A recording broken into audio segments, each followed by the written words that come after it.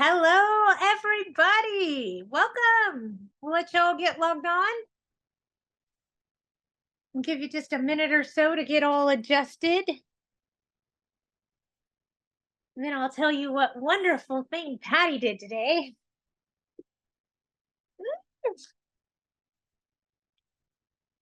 Blue-green fingernails tell the story. I spilled a whole dishpan full of blue clothing dye all over myself. My right leg looks like a Smurf. I'm officially a Smurfette. Threw my hair up in a braid real quick so I didn't get blue dye in my hair because that would have been bad. All right. Hi, everybody. Happy Wednesday. What can I do for you today? Hey, Patty, long time not to talk to you. Well, that's your fault, not mine. I know I was on vacation for 6 weeks, so that's what happened. I just came back in town last week. 6 weeks. Wow. I'm jealous. Don't be, okay? Because there's a lot of things I have to handle, so it's not something like really vacation, not at all. I understand that. Trust and believe that. Patty, when I came back and then one of my tenants, texted me is on August 5th, and she's saying that she will move out the apartment next month. So I have a question here. I have a several questions I wrote it down here. So since she texted me, August 5th, of course it's gonna be 30 days, right? But the thing I prefer her, to move out at the end of the month. Correct me if I'm wrong, okay? So at the end of the month, so that way, I can I don't know, is it possible or not, to post, the leasing while she's still staying over there? I wouldn't. I never re-rent while a tenant's in possession. You put a lot of eggs in the tenant's basket. It depends. It depends on the tenant, okay? Okay. What you're asking them to do is open their house up and let strangers come in and look at the property because they want to rent it. I personally have a problem with that. I don't want people I don't know coming in and looking at what I have. I'm just talking to you out loud. Okay. How do you feel about that? In other words, would you want your landlord to do that to you? No. Okay. With that being said, I always wait. It's another great business practice, especially if the tenant's irritated or angry that this is going on. Hear this out, okay? Then when you show the property, they badmouth you. They talk crap. They make you look like a slumlord. You don't want that. Don't expose yourself to it. I do not, absolutely, unless it's a pristine tenant that's like, I'm buying a house, I'm leaving, everything's fine, and there's no problems, no issues. Otherwise, I would absolutely not. I would wait until I had possession to start advertising. I see. So it's pretty much, I'm gonna. Well, look at it this way. Thank God your tenant's leaving and doing this now. Because in the event they did this after the 1st of November, when we're all voting on repealing Costa-Hawkins, at least you can bring it right back up to market value. Okay. If that new law passes, that's gone. So at least you have that good thing to look forward to. You know what I mean? At least you're ahead of the bomb that's going to potentially go off. We don't know. Okay. Okay. Okay. But for me, I would wait to re-rent. And that's just me. I'm sorry, my camera's shaking. My kittens are fighting at the bottom of the tripod, and that's why the camera's bouncing all over the place. I apologize. I'd pick one of them up, but they're pissed right now. No thanks. Okay. Patty, I have another question. So I would like to ask the tenant again, what is the exact date, they're gonna move out? But in the meantime, for the inspection, so is this supposed to be 2 weeks, or can we just maybe like 1 week before they move out or anything like that? There's a reason why it's 2 weeks prior to them vacating, and it's called a pre-move out inspection. This is part of California's Civil Code 1950.4 section C, I believe, in regards to notifying a tenant of what they have to do to get their deposit money back. That's what a pre-move out inspection does. If the tenant doesn't want a pre-move out inspection, you don't have to go do the inspection. You're only required to tell them that it's there, to make it available to them. So you notify them of their right to have a pre-move out inspection. It is then their responsibility to schedule that inspection with you 2 weeks prior to them moving out.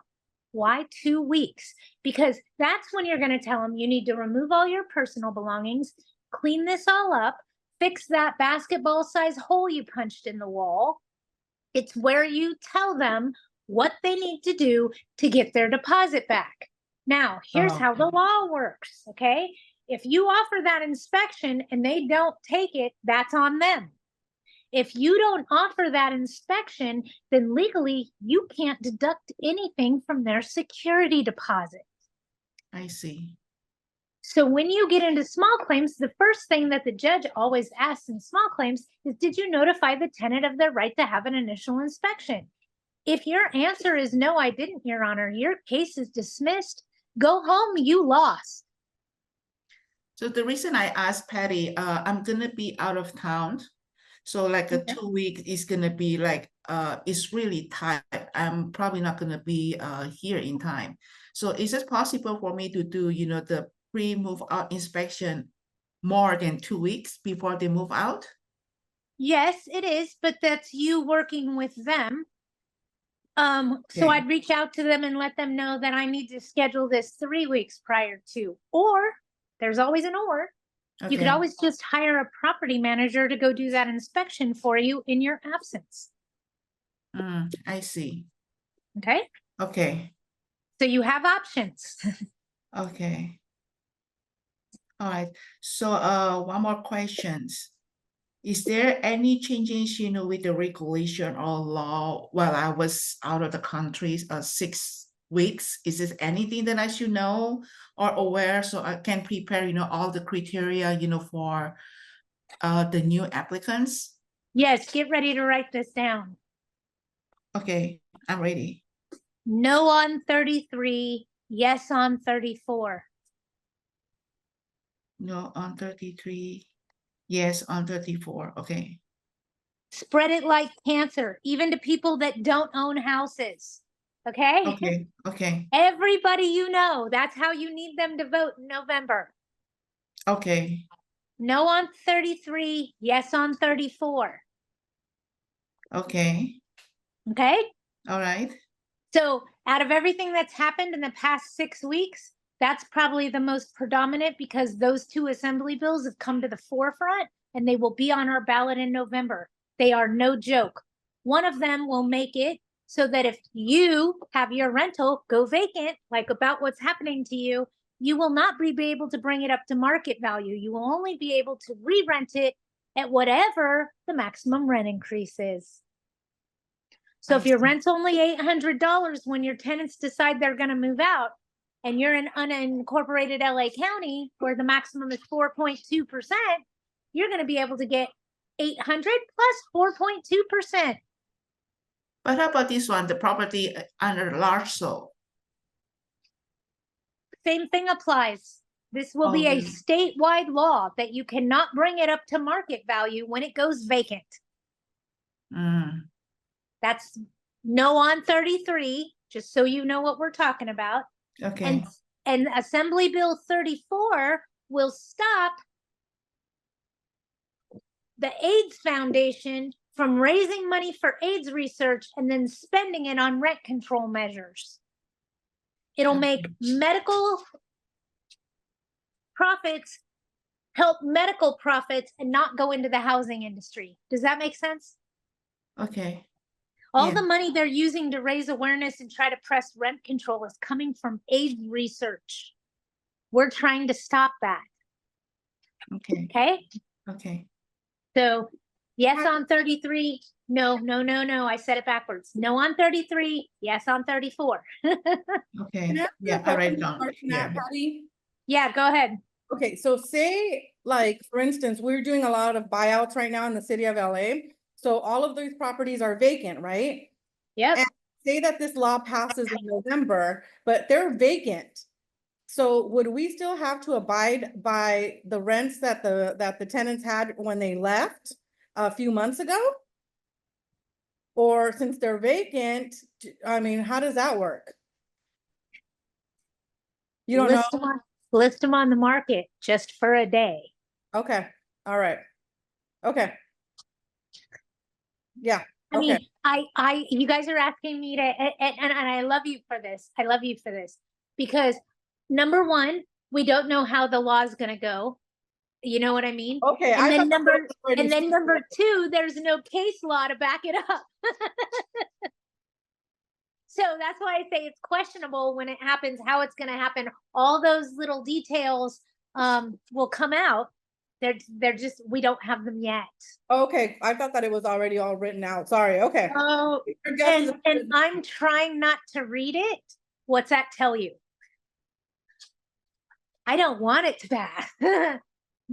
I let me put it this way. When AB 1482 was up, I didn't want to read it for the first 10 days. And then I dove so far into it that it was insane. Same thing happened when DCBA implemented their rent control across unincorporated cities within the county. I saw it unfold. I saw it all happen. And I remember saying, they're going to be worse than the city of LA. Just wait. Just wait. It's going to be worse. And we have no choice. If we're there, we're there, you know? All right. What else do you guys got? Talking about 33 and 34, which are very, very important ballots that'll be on our measures that will be on our ballot. Oh my goodness. So just so everybody knows, Friday my grandson left. He was here for the summer and I got some kind of flu bug. It officially left my body yesterday. Thank the Lord. And I am back to business as normal, or at least I think I am, but I'm not. My body says I am, but I am not myself. There's something going around right now that's gastrointestinal. It's nasty, you guys. Yuck. Yuck. Stay away. Okay. Just saying. Whatever it is, it's a nasty little whatever it is. It's horrid. Very bad stomach gas pains for days. Wow. So just so you know, it was bad. And then it was gone as quick as it came. But it lasted 4 days. My friend said, "Are you sure you're feeling better? I want a cheeseburger." Yes, I am. Give Patty, me a I have another cheeseburger. question. I Yeah. have another question, Patty. I know you talk about, the e-bike or e-scooter. We need to let the tenants, to stay over there, even though they have one. But the building is the old building. It's a 4-unit apartment. So I believe the electrical panel, everything is kind of still old. So Okay. my concern is, if I'm gonna let them, stay in the apartment with the recharging e-bike or e-scooter, so what happened with the electrical panel is gonna be like, probably it's gonna be overloaded. So what should I do about this? Do I need to You may upgrade? have to upgrade the panel depending. This is what I would do. For now, I would allow it. If it's Okay. overloading the panel and becoming a problem, then we may have to talk about upgrading the panel. It's exactly what the city wants all of us to have to do. It's garbage. Does that make sense? They want us all to be on electrical, no more gas. They want us all to be on solar panels. I mean, come on, let's just talk about this. They're talking about removing gas appliances entirely in the future. They're pushing us to go electrical. They are designing it based on our environment. They are using the environment to design how they want us to move through the future. They want us to be on solar panel, electrical power, and move away from the other resources. And come on, if they're going to pass a thing saying everybody has to have electric cars, they're not going to make electric tractors. They're not going to totally annihilate the footprint that we leave. It's not going to happen. But it's here. Let me say this. When making new laws and coming up with new pathways for people to travel down, our current board of elected officials aren't thinking all the way through the thought process to the end product when they're making these new laws. Is that the easiest way I could explain it? There's no follow through there. We'll just do this. We'll do that. I'm trying to be careful what I say because I think there's a lawmaker that watches my videos that says, oh, they're doing this. Let's go ahead and change it and make it what they can't do that anymore. And I know that's not the case, but sometimes that's how I feel. I know I shouldn't feel that way, but sometimes I do. Sometimes I do. All right. Anybody else have anything they want to talk about? Let's chit chat. Patty, I put some questions in the chat. Do you want me to read those to you or whatever's Let's easier? see if I can find them. Hold on. Oh, I got them. I'm so proud of me. Okay. Single family in San Bernardino. If I got if an application got approved, but the applicant decided not to move forward, do we still have to mail them the credit letter? No, because you didn't deny them. They denied you. Make sense? Yes, thank you. No problem. I got another question. Once they were approved, did you have them sign a holding deposit agreement? No, I didn't, but they did tell me, like, I told them they were approved, and then they actually said that they were going to move in. And then once I sent them all the requirements, that's when they told me a couple hours later, we're going to pass. And I think it had to do with the move-in funds. So now I know to emphasize that. I don't think they were adding up rent plus the security deposit. Completely understandable. So in the future, once they sign a holding deposit agreement, you can legally charge them rent for all the days they held the property off the market. Got it? Got it. Okay. So, but that's once, you can't have them sign it when they're turning in their application, once they're approved. Got it. Okay. Can you explain the differences between a cosigner and a guarantor and which is better? Yes, I can. Everybody paying attention. Cosigner, guarantor. Want to know the difference? One A can live on, cosigner. You got it. Go ahead. Tell me. the cosigner can live on the property and the guarantor can't, and you don't want, if you use a guarantor, they have to be in the same state or else you can't go after them. What about the cosigner? Same state? Yeah, Okay. So what Arlene is saying to you guys is the difference between a cosigner and a guarantor is a cosigner can live in the property, a guarantor cannot. Okay. Remember that when you're talking about unauthorized occupants. The other thing that comes into caveat here, because having them knowing if they can live on the property or not is one thing.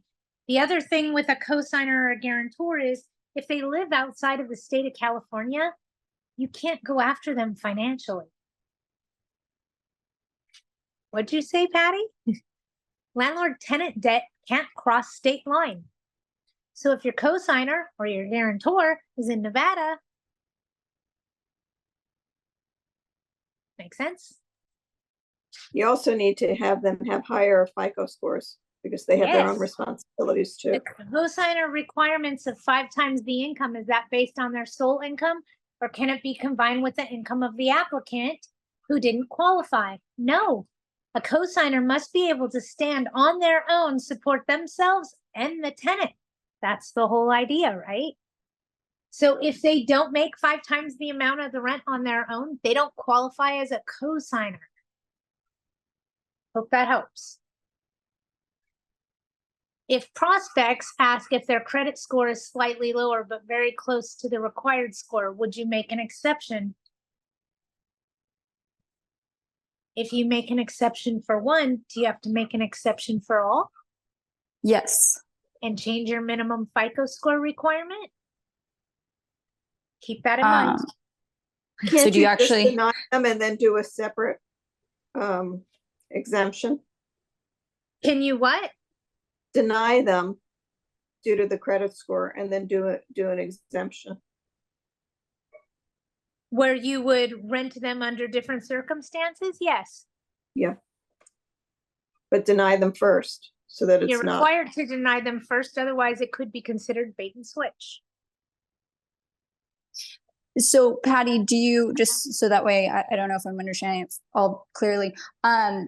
But like, let's say your credit score is 650 and they come in at a 649. So are you required to change all your criteria just for, like that one, or can you just approve it?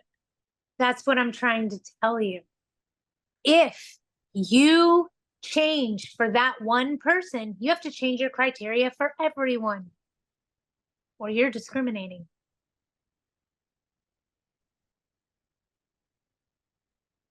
Okay.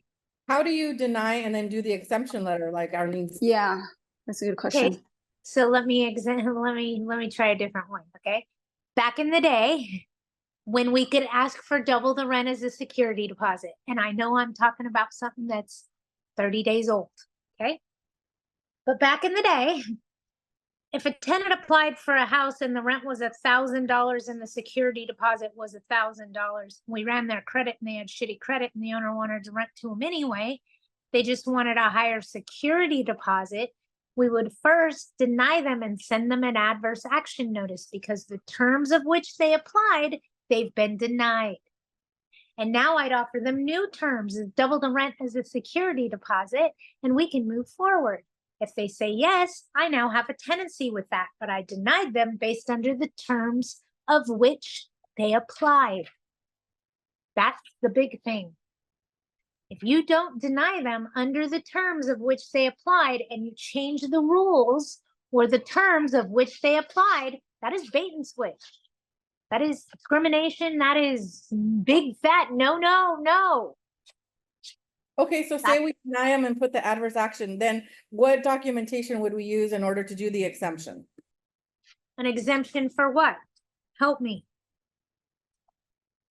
To go ahead and rent the unit, like say, for instance, the woman said prior, they had a 649, but the 650 is my She requirement. has to deny them because they don't meet the requirement. She then has to change her minimum FICO score to 649 and then tell them that she would rent to them under those circumstances. And then when they say, yes, we'll apply, she's still rocking and rolling with the same application, but she denied them under the terms of which they applied. No, I get that part. I'm just a little bit confused on the second part. So I get that they don't meet the requirement, so you deny The them. second you deny them and you offer them a new agreement, you have different terms they're applying under. Make sense? Yeah, I get that. I just don't understand, like what Arlene said something about an exemption. How do you do that? So if you It's don't not, wanna change- go ahead.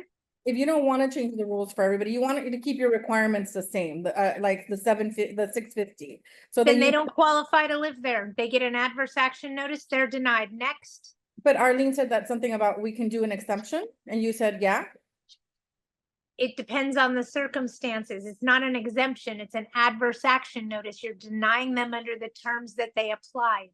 Right, I get that. So we're denying them as soon as they apply, they don't qualify, we deny them. But part two of that, Arlene's had said something about you can do an exemption and you said, yeah. So is that true or not true?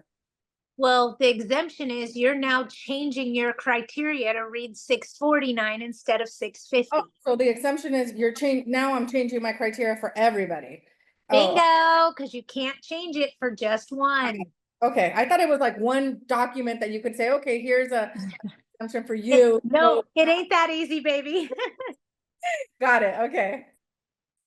And during tough marketing times, we add a different criteria sheet for different communities and different properties.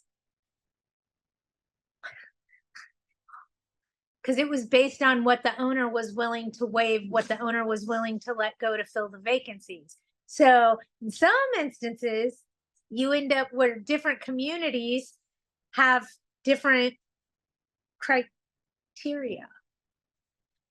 Because it could be based on a different demographic. Make sense? Okay. All right. Hi, Val. I bought a rental 10 years ago, Kern County, and the tenant's still there. Recently, they complained about bed bugs. We had the guy examine, but said it was too crowded inside to give complete estimate. Yesterday, the tenant called and said he moved all of his furniture from each bedroom to in expectation of immediate bed bug extermination. We were not aware that they were going to do this, and I'm not paying for bed bug spray, but I will install new carpet after the eradication. The problem is the tenant moved all their furniture into their living room, expecting the bed bug service to spray only the bedrooms and then to get new carpet. Sadly, bed bugs don't just stay put. Plus, it may take another week or so before my bed bug can get out of there. Total lack of communication, but these tenants are very old and just plain didn't understand. Not even sure what my question is, but I have to speak with them today. P.S. The earthquake last night was very close to my rental town. The whole town was all shook up. I'm all shook up. I got it. Funny.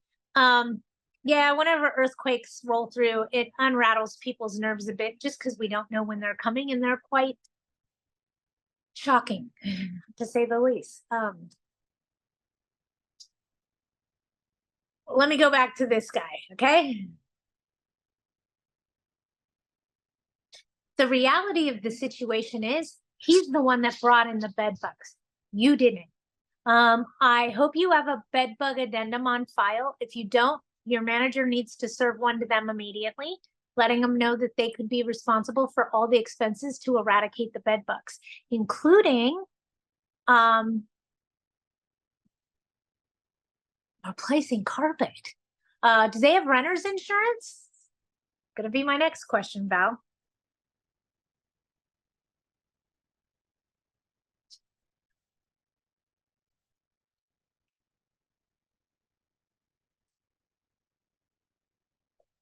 Why is there a bed bug infestation? We have to find out what caused it so that we can determine who's paying for it. Because I don't want to pay for it either, Val. I'm with you tenfold. But these tenants either brought in used furniture or brought in another occupant. So which one is it?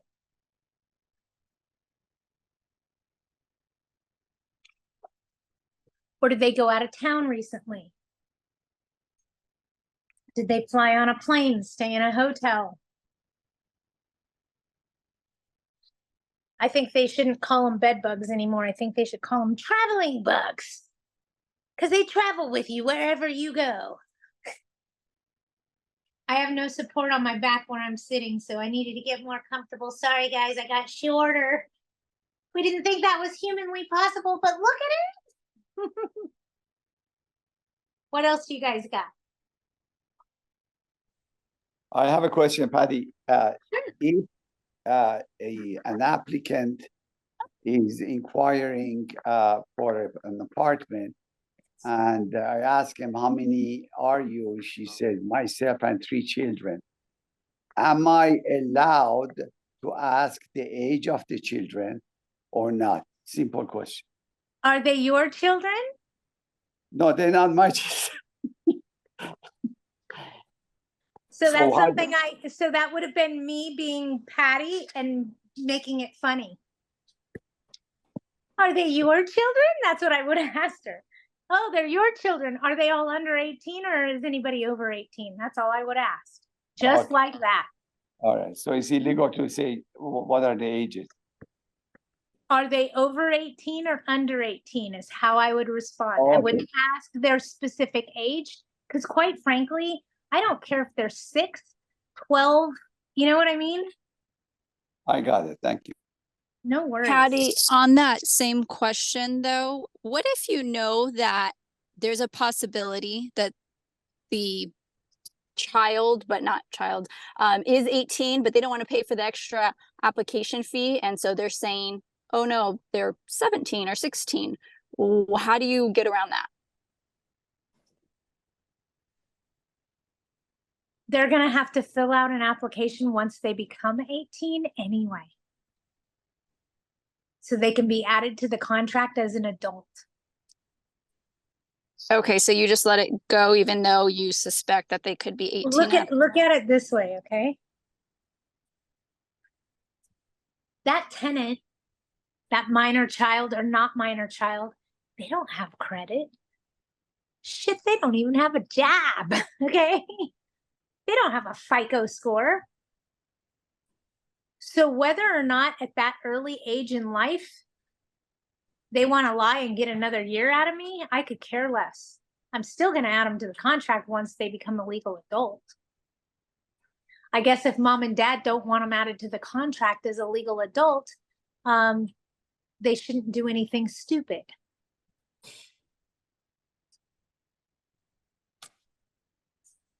Got it. What do you mean by stupid though? I have a tenant. I'm gonna tell a story, okay? It's not my client. It's my client, not my property.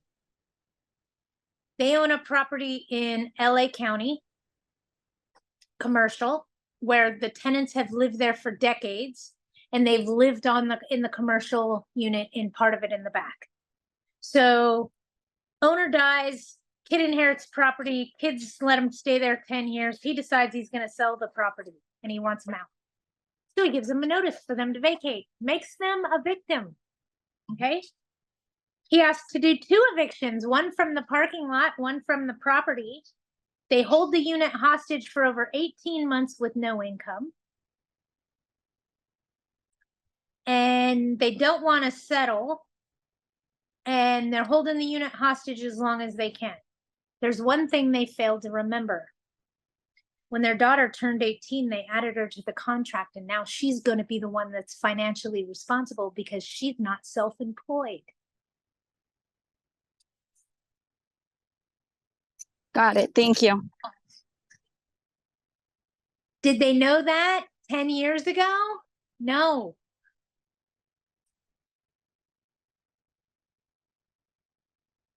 That daughter is a NICU nurse. She makes 120K a year. That owner's going to recuperate his losses because he added that daughter to the contract when she became an adult.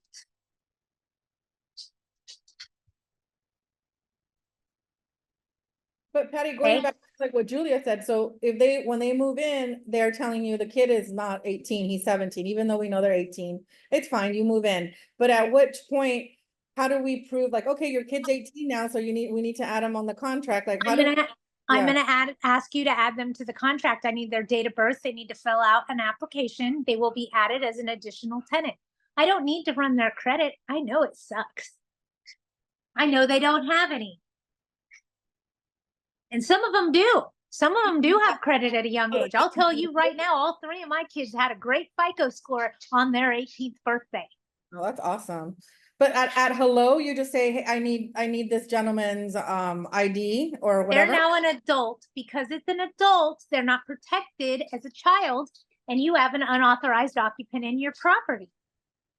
I'm just adding them to the contract as an adult. But They're no longer a child. At hello, when they're moving in, they're saying, no, he's not 18. How do we Okay, know? when's his birthday so that I can make sure we add him as soon as he Oh, so then turns 18? you are allowed to ask for the birth. So you are allowed to ask for the date of birth at hello.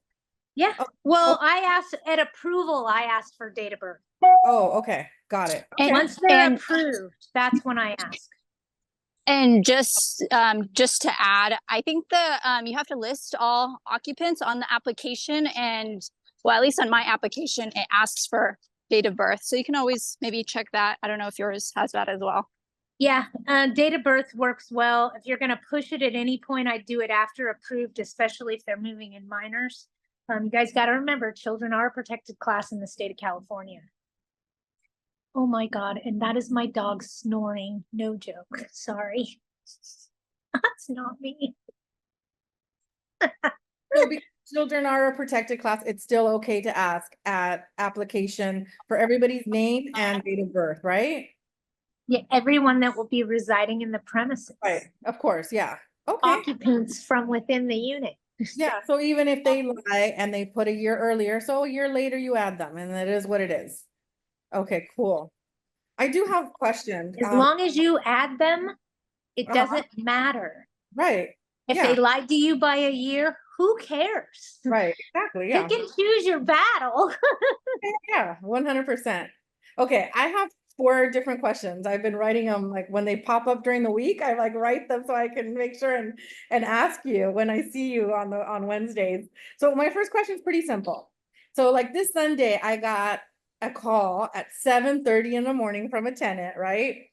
And she said her sink was stopped up in the kitchen. I mean, I don't consider that an emergency.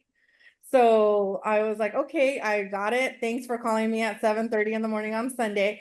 I'll send somebody. This is not considered an emergency, so we'll send somebody tomorrow, Monday. And she was like, well, I consider this an emergency. And so I just wanted to know, as far as legally, what is considered an emergency? What is the responsibility for us to send somebody for these kinds of issues? Plumbing is a habitability issue. Uh-huh. So she doesn't owe rent for Sunday. And you had it fixed on Monday? Yes, Monday first thing at 8 a.m. there was somebody there. Okay, I would give her 1 day rent credit for Sunday to slow down the situation. Here's my theory, okay? If it's a habitability issue, I fix it yesterday. I don't wait till tomorrow. If it's not a habitability issue, I have 30 days to repair it. Do I want to take 30 days? No. Okay. Makes and- sense? Yeah. So even though there's another sink in the kitchen, I mean, not the kitchen, in the property, it's still considered The habitability. habitability issue. Yeah. Okay. Kitchen sink's a habitability issue. And if it's a habitability issue and they call you on a day and you get it done within 24 hours, you still have to credit them a day? I wouldn't, but at this particular point in time, because she's challenged you, I would appease the situation by giving a rent credit and just be done with it. Yeah. So in other words, I'm giving you how to stop it from progressing any further with this person also. Okay. Just give a 1 day rent credit, be done with it. Okay. So then in future, like if somebody calls, I have a crew and they work from Monday through Saturday at about 3 o'clock, they're done. So if anybody calls me like after Saturday or Sunday, and what I consider not an emergency, like there's, an emergency is like there's a huge water leak or, something like this. You can always use the thing of, we corrected it within next business day. We corrected next business day. Within the next business day, correct. And it's But- another argument you could give to the court and all of that. You just have to come up with what works best for you and stick with it. Because this person's challenging you and you didn't think her plugged up sink was an emergency, not necessarily an emergency, but definitely a habitability issue. Mhm. She doesn't owe rent. In my mind, a habitability issue is an emergency because it means the rent's not. So I guess it's all in perception, right? So if somebody would have called you Sunday morning, you would have sent a plumber on Sunday to fix the sink instead of Monday? Yes, yes, I would have. You would have, okay. I would have, and I would not have given them a credit. And if it was plugged up due to their negligence, garbage disposal, jammed, whatever, I would bill that expense back to them. Got it. Okay. All right. Fair enough? Yeah, fair enough. Okay, so next question is, what Oh, are, wait, that was just one? I'm just playing. I'm just playing. yes, I got 4, girl. Okay, so my next one are, what are people allowed to have on the property as far as tables, chairs, and what is considered an attractive nuisance and what is not? So I did a walkthrough on a property and a lot of people have a lot of crap outside of their houses, right? I don't want to be like, so strict about it, but what is considered attractive nuisance and what is just they're allowed to have a table and chairs. Okay.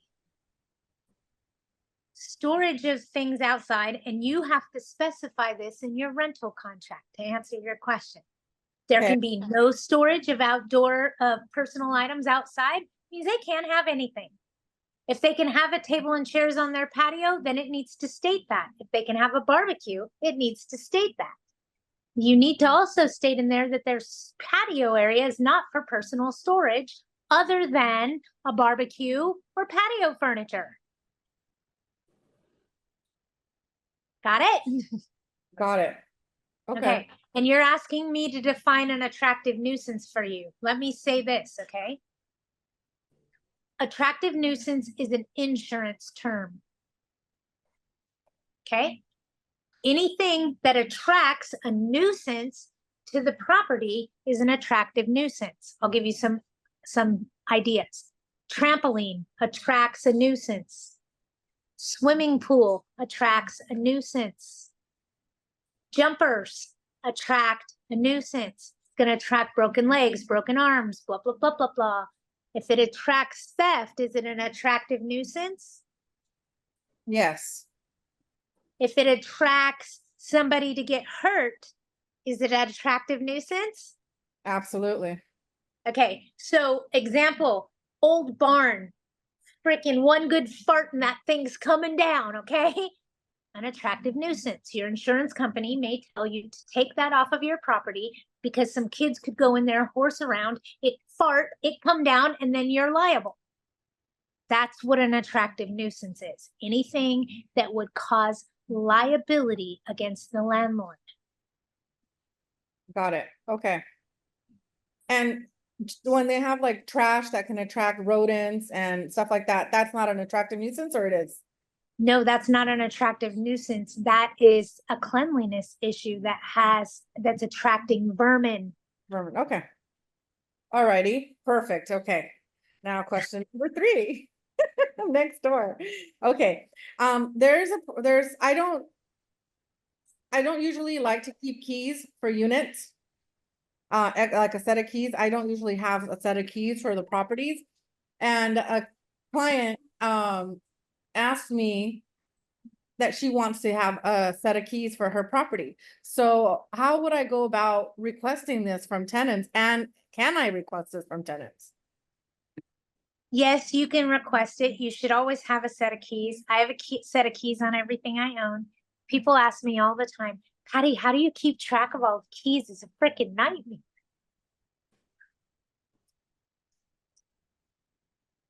Let me see how many people are in here. Hold on.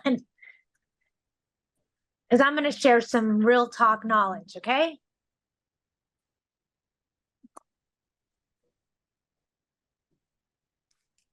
How many sets of keys do you think I own, Lorena?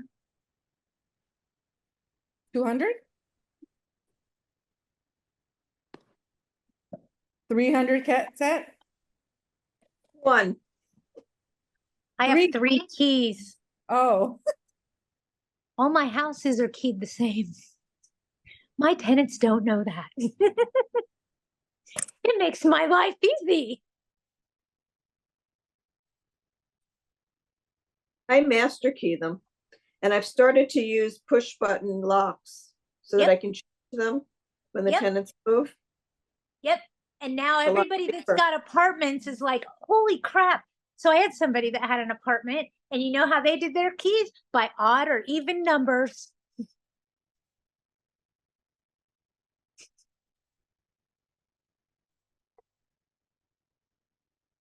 Keys are not a nightmare. Please don't make them be. And when it comes time to rekey to your favor. okay. Does that So- make sense to you? When you're at a sheriff lockout and they're there turning all those tumblers, who's paying for that? I am. That tenant that moved out, right? No. Yes, because they're responsible to pay for all the keys to be rekeyed because they got evicted. It's Oh, in their disposition of security deposit as an expense incurred by the owner. right. So if you're paying somebody to rekey, why wouldn't you rekey in your favor? Just a question. 100%. But I mean, I'm never gonna see that money from the person that left, so I don't consider it, yeah. But are you hearing what I'm trying to tell you? Yeah. And rekeying to our favor is like doing a master key like Arlene, or what did you say that you do? Arlene does a master key series where she has a master key where that master key can go in and then change all the locks. Uh-huh. So she uses a master key kind of like you would use in a commercial building. Okay. Yeah. I don't. I use regular keys, but I have 3 of them. So every property that you have either has A, B, or C key. Oh, How wow. many keys do you need to get into my doors? You're like 200. 3. Please, girl, 3 keys. Pick one. So then a And if neighbor can actually if open those- the And door? if those 3 don't work, guess what? The tenant change the locks. Yeah, yeah. But in a property where there's like, I don't know, 25 units, one of the neighbors could use their key to open up another neighbor's door? And that's legal?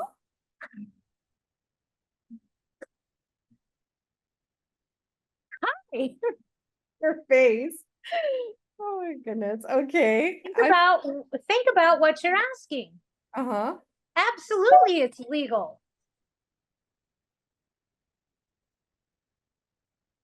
And in a multifamily dwelling, I may have 10 keys for 30 units, Uh-huh. but I don't have 30 keys for 30 units. Right. No way. No way. Okay. And so for the people that I don't have the keys for, that this owner wants keys, how do I ask for the key? Just in a regular letter? What is the owner going to do with that key? They just want to keep it for their, I guess. Absolutely nothing. Right. In the course of them owning the property, how many times do you think that key might change? I don't know. Probably- Exactly. Yeah. Ask me the question again, Lorena. I think you know the answer. I don't. I'm lost. I don't know. If you're getting somewhere, it went over my head. It doesn't matter what key you send the landlord today. If the tenant changes the locks next month, they still don't work. Yeah. I'm not gonna, but I mean, they're asking for the key, so I have to like make the I request. understand that. And you can tell them that the owner is requesting a copy of the key to the front door for the investment property. The Okay. second the tenant provides it to you, are you going to know if that key works or not? No. But I'm just saying, as far as a request, do I just do it with a regular letter, or do I have to do it on some sort No, of just legal send them form? a regular letter. The owner's requesting a key to the investment property. They Okay. don't have a key. Okay. Is the tenant going to comply? No. Are they eventually going to comply? Yes. You know what they're going to send you? A key off their key ring. Is it going to fit the house? No. No, probably not. Okay. But I mean, In at other least, words, what I'm telling you is don't waste too much breath chasing something you can't check. okay. Make sense? Yep. Okay. And for my last question, I Oh, have we're on the last one. on the last one, yeah. So a while back, I think it was last week that we spoke about a property in Los Angeles where, the city went to do an inspection and they were able to go into all the units except for this unit. And then we put up notices. The guy did pay the rent through Appfolio, but then for a month, we never saw him and the notices were still on his door. Remember you said you better close, see if there's a funny smell coming from there? We had that whole conversation. So, no funny smell. And I was gonna go and post, a 24-hour to go into the unit. I don't have keys, so I was gonna have to, open the lock, whatever. And then I told one of my workers to go and post that. And when he was there, he saw the guy, but the notices are still all on his door. But he said he saw the guy outside throwing out the trash or something and that he left. Still, he hasn't paid his rent this month and all the notices are still on his door. So how would I proceed now? Would I do like just a 3-day? 3-day. 3-day pay rent or quit. Okay, all right, that's what I And thought. take all that other stuff off the door. Okay, all righty. Okay, Excellent, that way you know just what you're dealing with. excellent. Okay, thank you. No problem. Thank you. All right, hang on. I see other things coming in here. Burbank triples relocation fees for all no-fault evictions. Arlene, thank you for telling us this. And just so everybody else knows, we're gonna see a lot of that happening within LA County. Everybody understand? Within LA County, we are going to see a lot of the relocation fees doubling, tripling, etc. Okay? They don't think it's enough. They're all trying to get closer to Pasadena's 32,000. And there's Is no, providing, oh, sorry, go ahead one more time. there's no cutouts for mom and pops, which was in the original. Correct. Correct. It applies across the board. It's bureaucracy and BS at its finest. They're eliminating the mom and pops, you guys. Every time, and Arlene can attest to this, every time they try one of these bills, they try to throw in, but for the little landlord owning less than 3 doors or 2 doors or whatever, they're exempt. But when that ordinance goes through, that part of it never passes. Does that make sense? So there is no little protections for the little mom and pop. They are trying to annihilate us. Is providing hot water a habitability issue? No, not providing hot water is a habitability issue. Yes, hot water is a habitability issue. The tenant doesn't owe rent until it's corrected. Period, end of report. Same with leaky faucets, slow drains, plumbing issues, leaky roofs, unsupported electrical systems, chipping and peeling paint, window screens, window locks, door locks, mailbox key. Are you sick of me yet? Hey, Patty, wait a minute. Did you just say a mailbox key is a habitability issue? It absolutely is. Patty, I can't- have one.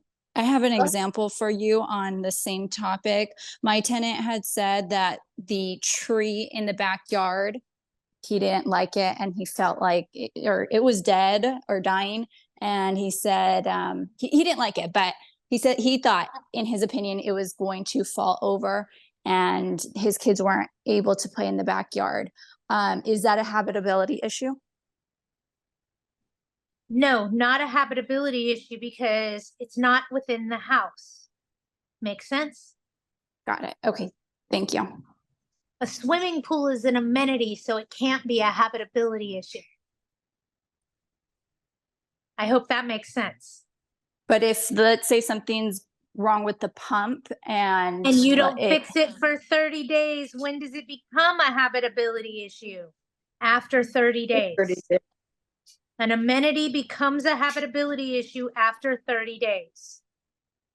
if the tenant pays for the utilities and the pump, I don't know, was running excessively, and so now they're asking for a credit, do you have to give it to them because they pay for? Why did the pump run excessively? Because it, I don't know, ended up breaking or something. I don't know, that it was on full, whatever, and then they ended up finding out. So they could have an increase in an electric bill that they're gonna ask the landlord to pay. Yes, that could be an issue Got it. Thank you. where you may have to pay that electric bill to answer the question.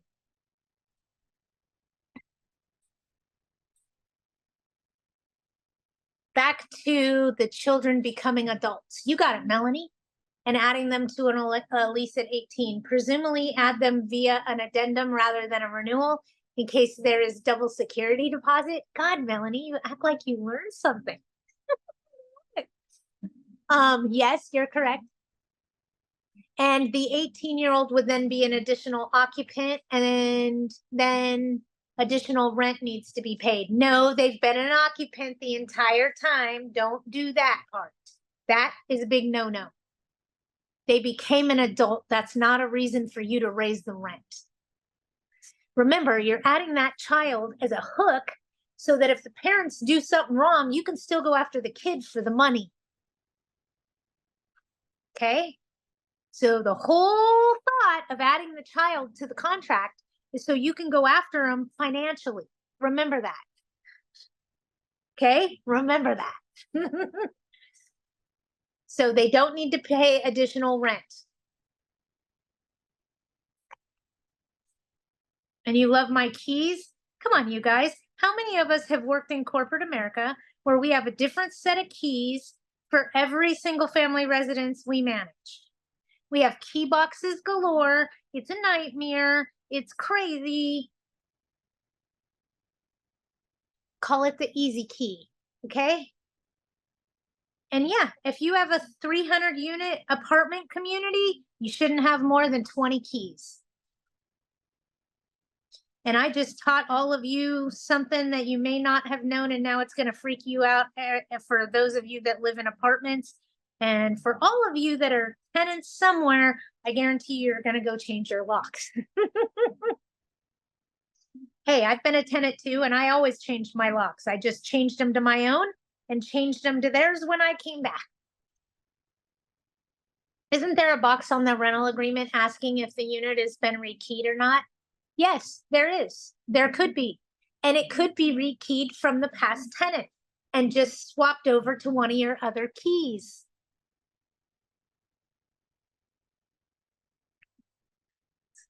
I love, how many keys do you think I have? 300, Patty? No, 3. 3 different sets of keys. It's that easy. We rekey after each tenant leaves. The average cost is $200. This is something we absorb unless you have a different trick. You don't necessarily have to change the locks every time a tenant leaves. Another thing I could tell you guys is don't change a lock. Change the whole freaking fixture, okay? Because now you have a set of locks and a set of keys that you can reintroduce at a different property at a later date. So sometimes it's just switching the keys from the houses around this way. That makes sense. But no, it's not a requirement for you as a landlord to rekey the house every time a new tenant moves in. That is not a requirement. Doesn't that open you up to liability though?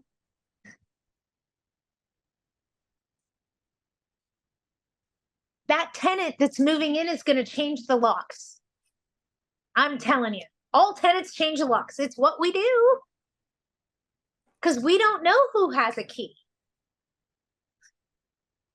I'm just talking to you. When you buy something new, what's the first thing you go do? You change the locks. Why? Because you don't know who has a key. A tenant moving in does the same thing. Okay? They're going to change the locks. I carried my own locks with me. And when I moved into a property, I took off their locks, put on my locks. When I left, I put their locks back on and gave them back their key. Did I ever get asked for a key throughout my tenancy? No. When I look back and think about it, they never even came in and inspected. They just took my rent. They were happy. Okay? So what I'm trying to say to you guys is pay attention out there. These are things tenants do. And it's not just tenants, it's humans in general. When you buy a new house, what's the first thing you do when you buy it?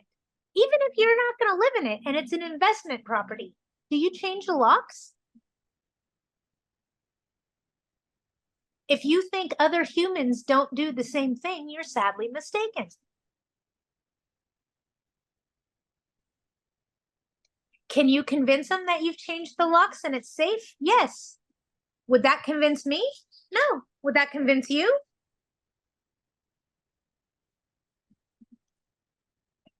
I hope this makes sense to you guys on slimming down your keys, okay? If you own 300 doors, you don't want 3 sets of keys. If you manage 300 doors, you don't want 300 sets of keys. It's a nightmare. It's not that difficult. Find a way, figure it out. It's so much easier for your maintenance staff to have 10 keys on their ring than 300. Hope this makes sense. Patty, I miss, the beginning. So it means, if the tenant move out, we have to change the key no matter what, right? No. No law says you have to change the key when the tenant vacates. I change them because I don't want them to come back, move back in, move their family member in, blah, blah, blah, blah, blah. Oh, I Okay. see. So I change them because I don't want them coming back. I don't want them to break back in and steal the new tenant stuff. So I change the locks, but it is not a requirement, but it's because I don't want to have to evict if they change their mind. I mean, come on, this is a crazy world we live in today's society. And sometimes tenants move out and want to come right back again. You're like, no, get it. You don't need it anymore. So it just depends on the circumstance. But a lot of my keys, I'm sorry, a lot of my homes are rekeyed the same. Let me ask you guys a question. Anybody out there have a vacation home that's their vacation home? You know, maybe you have a cabin up in Big Bear. Okay.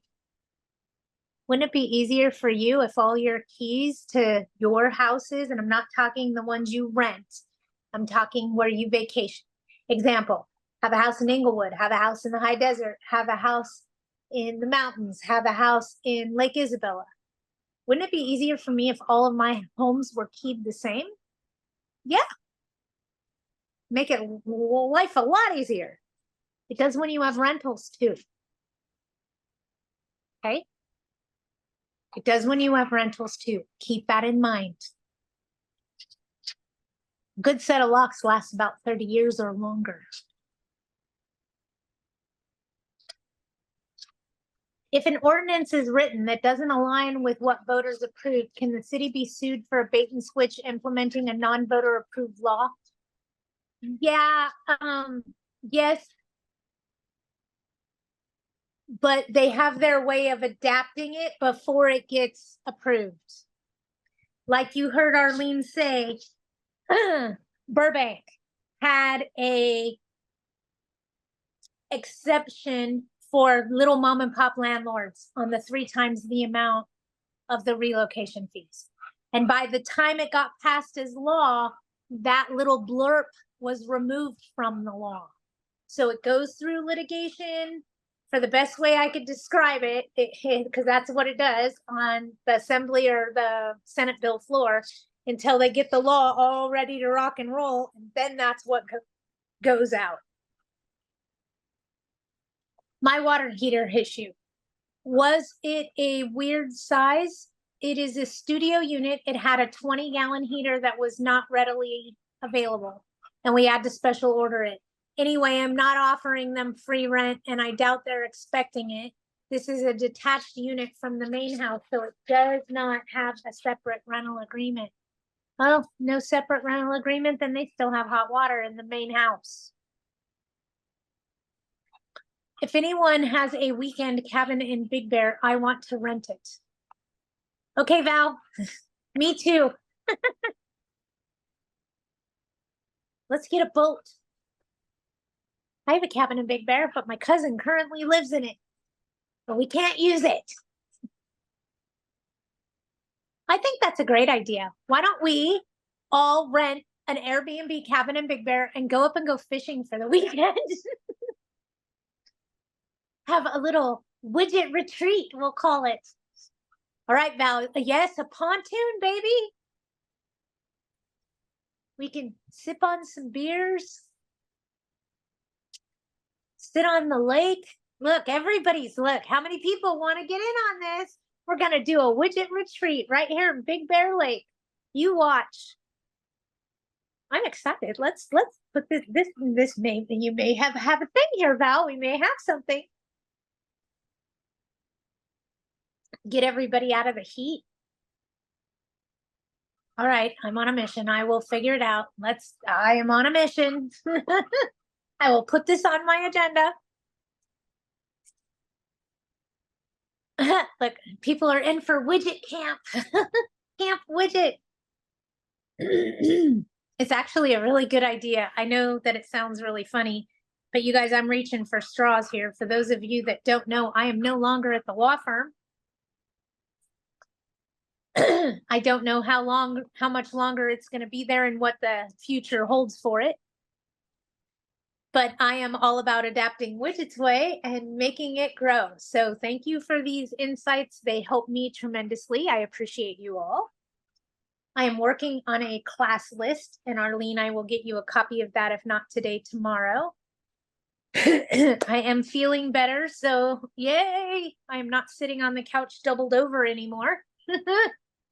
It was a rough 5 days, guys. It really was. It really Patty, was. what did you say earlier? You're not in the law firm anymore? I am no longer working at Fast Eviction Service. Wow. So I want to continue to adapt Widget's Way and make it much bigger. I want to offer more training on it, more education on it, so that it's a place that you guys can go for a resource, for information. That's what I'm working on. Yes. A lily. We need a lily, Val. We need a lily pad. So I'm going to be working much more on Widget's Way. I should have online classes and videos available right on the website is what we're working on. So even those of us that manage property for profit, pay attention, because your new hire, I got you. First thing you're going to do when they're hired is sit them down in front of me and give them to me for 45 minutes. And for 45 minutes, I'm going to teach them how not to get you sued. We're going to use fogging techniques and no absolute terms. And we're going to get into that right at the gate, because if you got somebody new working for you, you need to make sure that they're not selling your soul to the devil. So I thought it would be a great idea, just if you guys have a new hire, just to sit them down in front of me and give them to me for 45 minutes. Let me teach them fogging techniques. Let me teach them how to speak in no absolute terms, so that your new hires aren't making you susceptible to lawsuits at hello, and they learn how to speak to clients in a way that's not aggressive, even when they're being the most aggressive. Patty, Um, question. yes. On the same topic, since you're expanding, would you ever do out of state? Nope, not at this time. Do you want to know Gotcha. why I keep saying that? Yes. I would have to learn. First and foremost, I would have to go to that state and I would have to get my broker's license there. Because if I understand how that state law works, it helps me understand things a little bit better. I'd also have to understand their fair housing entirely and their legal process entirely. So it'd be like starting over for me. Does that make sense? Yes, thank you. I also don't know of attorneys that work outside of the state. And because I'm here, I know a hell of a lot of attorneys here in California. And I don't have to explain to you, you know, if you ask 2 attorneys the same question, you get 2 different answers because it's what they're willing to argue. Sometimes I ask 10 and then have 3 answers to choose from and just use process of elimination of which one sounds the best. But having to do that in another state, I couldn't even begin to imagine, because I don't have the resources of that plethora of attorneys that I can draw. The only way I'm able to answer a lot of these questions, you guys, is because I've asked several attorneys, and through process of elimination have come up with the best reasonable answer and why. Does that make sense? Remember, Julia, the nice thing is to join the apartment association for those states. They're pretty helpful.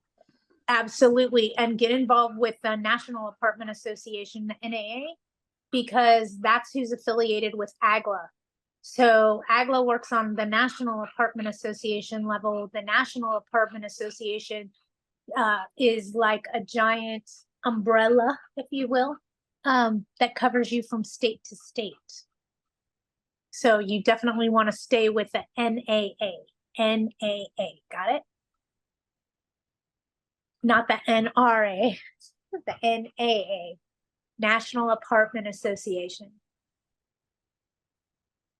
Absolutely. And if you're hiring somebody to manage for profit for you outside of the state, let's have that conversation, because that's one of the classes that I'm going to be teaching is, so you want to hire a manager. Here's the questions you should ask.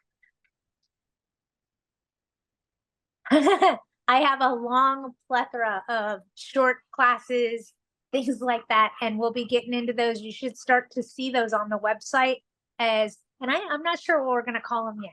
So work with me, you guys. Patty is trying to blossom and spread the knowledge as much as I can. In a weird change of facts, things happen, right? You guys aren't going to believe this. I am teaching a class for an apartment association later this year in Buena Park. It's going to be the AOA. First time ever I'll be teaching a class for them directly. So I'm very excited about that. In Buena Park. I think I'm teaching in November in Buena Park. Yes, for AOA. And then AGLA, end of this month, I think it's the 27th, I'm doing red flags and things to watch out for and organizational skills. We're doing a 2-for class in 1 this month. And then I think I'm going to do a specialty class. But I need your guys' help on what to call it. Okay?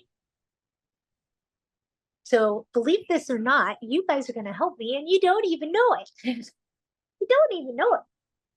But yes, we're going to do a class and I don't know what to call it yet, but it's basically if you're married, okay? If you're married and you get in a disagreement with your wife, you don't call your divorce attorney. So why are you calling your eviction attorney the second you don't get along with your tenant?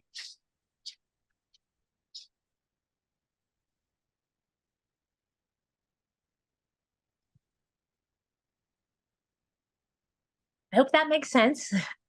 I hope that just clicked in everybody's head because how many landlords out there are like, oh, the tenant didn't pay the rent. Let me call my attorney. Huh? Tenant has an unauthorized occupant. Let me call the attorney. Anybody know what the attorney's job is? Anybody? The attorney's job is to make money. How do they make money? Off giving you operational advice?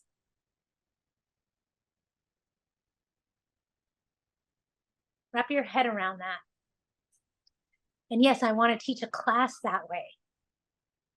There's got to be more advisors out there. Somebody keeps calling me. And if you're on here and calling me, shame on you. That's why I keep going blank. I'm getting a phone call. Sorry. But I hope that makes sense to you guys. I know for us professional property managers, our attorney is our last phone call, not our first. Our legal counsel is our Hail Mary plan. Not what we deal with at the first hiccup. Okay? And I want to teach you guys to have the same mentality. Okay? I want you to start listening to what your attorney's saying to you. Okay? So I'm going to teach a class all about that. Because let's face it, it's the worst part of this business. It's the biggest downfall we have is having to go through an eviction. If we can avoid evictions, we're winning. Right? Winning! See my blue Smurf hand? I dropped a whole dish pan full of blue clothing dye. One of my legs looks like a Smurf. What can I say? Hey, I'm feeling better. Taking on projects, doing things I shouldn't. Hey. All right, everybody. If nobody else needs anything, I'm going to get off of here. Everybody have a great weekend. Yes, stay cool. Patty, Yes, Back to the topic. I can't hear you. Say it again. How often can I ask for update employment information from tenant? Like they at first application 2 years later, I don't know whether they move or have new employment. Can Or I? a new phone number or a new email address. These are all things that should be on your updated tenant information sheet. Okay, so I can always request. Email addresses, phone numbers, place of employment, and emergency contacts in the event something happens and you can't get a hold of them. Who do they want you to call? Got it. I just Okay? wanted to- Thank you. It's just a sheet. You give it to them, you play nice. If they fill it out and give it back to you, hit the easy button. Got it. Thank you. Okay? Yes. Don't force it. Play nice. Play nice, always. I Thank had I'm going to share a quick story with you guys, okay? Client comes up to me one day and says, "Patty, I need your help. My tenant hired a house sitter to take care of their house while they're on vacation, and they don't want to give me the house sitter's phone number." They don't have to. What if something happens? Then I'm sure the house sitter will call you. What if something happens and I need to call the house sitter? They don't want to give you the house sitter's information, and you banging on the door acting like a raging lunatic isn't going to give you the answer you want. Try this instead. In the event your housekeeper's unavailable and I can't get a hold of you because you're out of the state, is there someone else you would like me to call other than 911? You have to get on the other side of the fence and start thinking about these things from the other side. Example, if I advertise no pets at my apartment community, what am I advertising? Am I advertising you have a dog aggressive dog that can't be around other dogs? So if it says no pets, it means there's no other dogs in the building, right? So I'm going to claim that my pet is an emotional support animal. I'm going to get a note from my doctor, and I'm going to move in there where no pets are allowed because I have a dog that's dog aggressive. And by you advertising no pets, you're telling where the problem people to go rent from is. Stop it.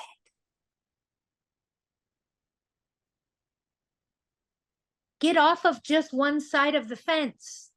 You got to get on the other side to see what's going on over there, to think like they think.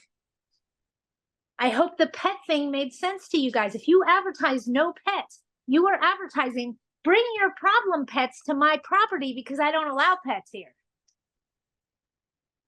I hope that makes sense to you. Stop reading things for what you want it to say and read it for what it actually says. So when you say no pets advertising, you mean like on a banner or something? Because it is on our criteria. I think it was on the criteria that you. Okay, let's play this game. I have a dog aggressive pit bull, and he can't be around other dogs. He will freaking eat them. Okay, Right. no joke. Yeah, And I yeah. don't have this dog anymore. He died. Okay. I have to rent somewhere. I can't rent where pets are allowed because there's freaking other dogs all over the place. I need to Right. be somewhere there are no pets. Where do you think I'm going to take my emotional support animal? So we should keep all of that off of our criteria? Just think about what I just said to you.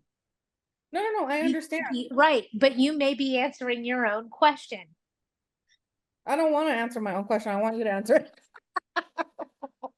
I'm trying to open your horizons and get you out of tunnel vision of no pets. No pets means we don't allow pets here. That's not what that means. But that was on No the pets means I allow emotional support animals that are a problem around other pets. So what verbiage would you put? Stop advertising no pets. You're telling people that have problem pets where to rent. Okay, but we're not advertising that. It's just on the criteria. Is that okay? But you understand what I'm trying to tell you. If I have a dog that is dog aggressive, I am going to seek out a place that allows no pets. Right. So that I don't have to deal with my dog getting in a fight with the neighbor's dog. Yeah. I mean, I don't have it up on banners that says no pets, but when I mimicked your rental criteria, it did say no pets on there. So I did exactly the same thing. I got you. And I would take that off. You would take it off. Yeah. So then we can. I would allow pets. And here's the part where you guys are going to go, Patty, you're killing me, Smalls. Okay. I'd allow evictions. I'd allow evictions. Right. Yeah. But so now on the criteria, you would take the no pets out? Absolutely. Okay. Pets allowed, additional documentation required. Wait, say that again? Pets allowed? Additional documentation required. Got it. Inquire within. Oh, you have a pet? That's great. What kind of pet do you have? Oh, that's awesome. We'll be more than happy to allow them to be here as a pet. You will have to fill out the additional pet addendum. And I do need a photo of the animal so that in the event of a fire, a flood, an earthquake, if they get out of the unit, I know which unit they go back into. It's a safety issue so that we can make sure that in the event of a crisis, your pet gets back to you. Okay, Okay, did you like all of that? The photo is for a lineup. If the dog bites somebody, it's not to put them back in their unit. the lineup. Is So this wait, the dog that bit you? No. Is this the dog that bit you? No. Is this the dog? Oh, yeah. Bingo, got him. okay, so wait, you said pets allowed additional what? Documentation required. Inquire within. Required. Okay. Patty, I have a question, Patty. Yeah. So even though my building is a no pet building and it's better not to post it in our leasing criteria that, there's no pet. So in any case, the applicants came and they have dogs, how do they decline them? Even though they already, meet the requirement for the credit score. Because you can say that we don't allow pets here and this is a no pet property. And then that person is going to immediately say, well, it's not a pet, it's an emotional support animal. Let me go get the note from my doctor. I see. Okay.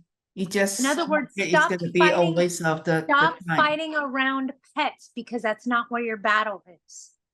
And you got to be careful with pet rent and pet fees because if you're governed by rent control, that pet rent puts you as an illegal rent increase. So you can't do that. We can't ask for a higher security deposit anymore because that law changed on July 1st. If they are a pet, you can require that they have insurance on their pet. If you are a pet, you can require that they're on a leash, that they follow city law, that they're spayed, neutered, all that blah, blah, blah, blah, blah. But remember this, you're not animal control. You don't govern it. Okay? So Pick and Patty, choose your battles, and pets isn't one of them anymore.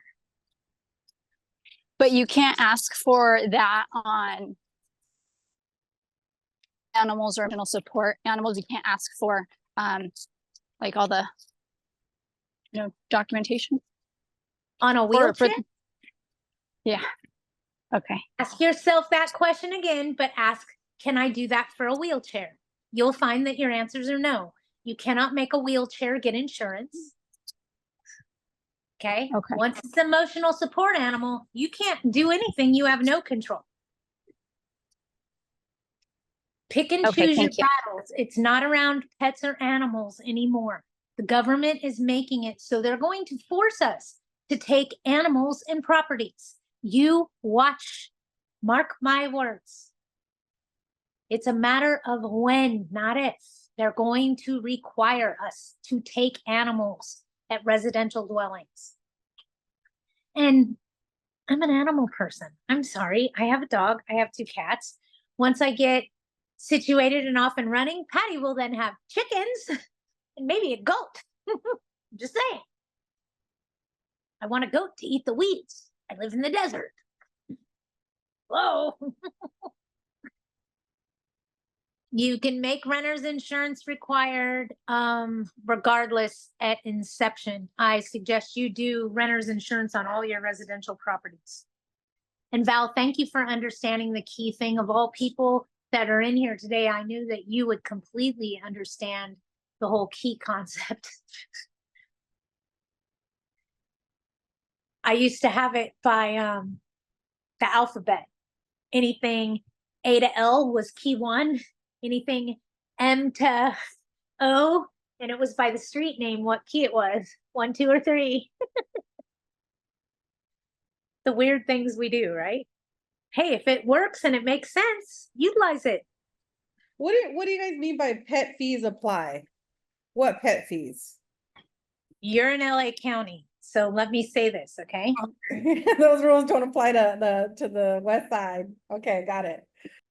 And let me say this, in Riverside County, if someone was moving into a property, and let's paint the picture clearly, okay? Rent $2,500 a month. Riverside County, single family home exempt from the Tenant Protection Act. No statewide rent control, no city rent control, no bureaucracy and bullshit. Everybody paying attention? Single family house in Riverside, exempt from TPA. $2,500 rent. Tenant wants to move in. They have 2 dogs. I charge $300 per dog as a pet rent fee. So your rent is now $3,100 if you want to move in with your pets. That's what they're talking about as a pet fee. You can't do that because you're governed by rent control. So when you say, oh, you want to get a dog, it'll be an additional $150 a month. What you just did is an illegal rent increase. You cannot charge pet rent in LA County or anywhere that's governed by rent control. Make sense? Or it's considered an illegal rent increase. So what we used to do is charge a pet rent fee. Make sense? So now I'm getting another $600 a month, but it's because of the pets. Right. They get rid of a pet or a pet dies, they want that discount. You have to give it to them. It's not part of their base rent. Mm-hmm. Their pet fee, and that's what they're talking about. Were you involved in this industry when they were doing month-to-month fees? No. Okay. For Oh, any tenant that sure. didn't want to sign a new 1-year contract, they were getting renewed at $100 increase. Unless you wanted a month-to-month, then you pay a month-to-month fee. It's an additional $300 a month to be on a month-to-month rather than in a 1-year term. Got it. Also considered an illegal rent increase, and we don't do those anymore. Okay. But there were all these ways we were tagging on money to the tenant. Rent control has come in and said, no, no, no, no, no. But that's what we're talking about, a pet fee, a month-to-month fee. Anytime you hear us talking about those fees, that was us being creative, thinking outside of the building. Well, the building just got bigger. Right. So now we can't do pet fees. Bingo. Right. Okay. Val, don't tease us like that. No, what I'm telling you is if you're still doing them, take it away. Right. Yeah. And no, you can't charge pet rent. You got to be careful. And you have to disclose all fees in advertising. So if you have a pet fee and you're exempt from everything else, you still have to disclose that in your advertising. All of your fees. All right, you guys, have a great week. If you need me, you know how to find me. I'm going to go try to use some lemon and salt on my blue leg. You know, and nobody's going to see it, so who cares, right? Doesn't matter that my right leg's turquoise. Maybe next week I'll be able to show you my dye project and you'll all laugh at me. All right, you guys, have a great week. If anybody needs anything, you know how to hunt me down. I am readily available, so call me. You don't have to wait till after 6. I'm free. Thanks, guys. Have a great week. Bye, everybody, and stay away from that. Stay away from that flu. It was nasty. Oh, wait, Julia. Sorry to ask again. If his ESA bites someone, they're coming. If a dog bites someone anywhere, and the landlord is always responsible, Julia. It doesn't matter. It doesn't matter if it's an emotional support animal or an animal. The landlord is always responsible for a dog bite. Okay. Got it. The city of San Bernardino just said it's far worse if they're not vaccinated and they're not licensed. So, I mean, I know that they would come after the landlord regardless. They just said that just makes it even worse because they could potentially have rabies and all of that. So they said state law that you should,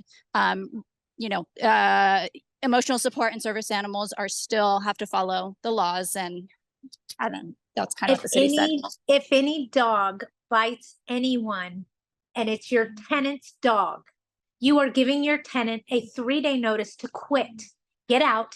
You can't fix this. Your emotional wheelchair just attacked someone, and that's not allowed. You have 3 days to get out of my property. That is how that works. It's a 3-day notice for them to get out if their dog bites someone, whether it's an emotional support animal or a pet. Got Okay. it. Thank you. No problem. If Penny, you guys need it, yes. I have a question. So if the Sure. dog bites, the other people, I mean, the neighbor, Uh-huh. and who's gonna pay for the fee? Like That the doctor fee the and anything? the person whose dog it is. Oh, And I if see. they don't Okay. pay for it, it falls on the owner. Oops. Okay. That's why I'm trying to tell you guys it always falls on the owner. Always. The owner has big, deep landlord. It makes us sound like we are the lords over the land. Makes us sound like we're rich, and we are not. Okay? All right, guys. If you need anything else, hit me up. I'm here all week. Bye, everybody. Thank you. Bye.